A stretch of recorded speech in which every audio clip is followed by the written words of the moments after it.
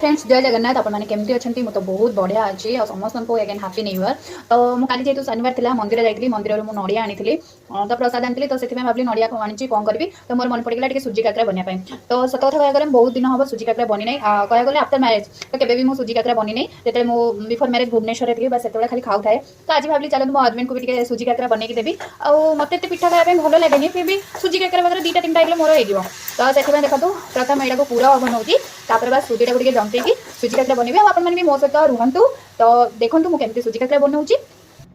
तो ये मुझे सुजीटा को जंतुची मात्र 1.5 ग्लास पानी देती आ सुजीर किसी मोर माप नहीं अनुमान करके एमती मुझे पकई देती कहीं मत तो बेस पिठा करार ना 10टा घंटा है मोर मुझे जानी 10टा हम कि नहीं अपने निहती भाव में कमेंट करेंगे ये 10टा हम कि नहीं तो चलते भल भाव सुजीटा को जंटे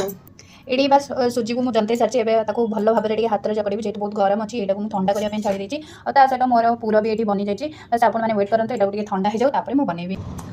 देखो मुझे जस्ट 3टा ही बनई तो ये चलते तेल नहीं गरम हो गलानी तेल छाड़िया पिठा को केमती हो देखिए प्रथम थर आज बनाऊँ आपने भी कमेंट करूँ आउ ठीक कर भूल कर कौन टेस्ट तो आपने जानीपारे बस जहाँ बनी आपने खाली देखिए कमेंट करूँ एवं देखिए तेल तो पड़ी केमती कौन देखा जाऊँगी कलर या भितर एवं पूरा देवी बस ये पूरा मुझे बनाऊँ बस यहाँ मुझे फिलअप करदेवी एक्चुअली मत डर लगता कड़े काकरा फाटी कि जाऊ थैंक्स गॉड तो काकरा फाटी ना मोर आराम से होती मुझे गैस टाइम मीडियम करते हाई रे रखी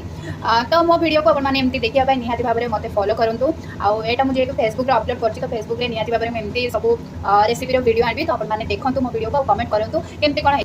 तो फाइनाली देखो आउ कड़े मैंने पड़ी एवं देखो ये 3टा मुझे प्रथम पकई बाहर कर केटे सुंदर पूरा फुली जमा भी फाटी ना देखा भी बहुत सुंदर है तो बाय बाय मुझे वीडियो को एंड करेंगे निहाती भाव में मो वीडियो को फॉलो करूँ देखो कमेंट करूँ बाय बाय।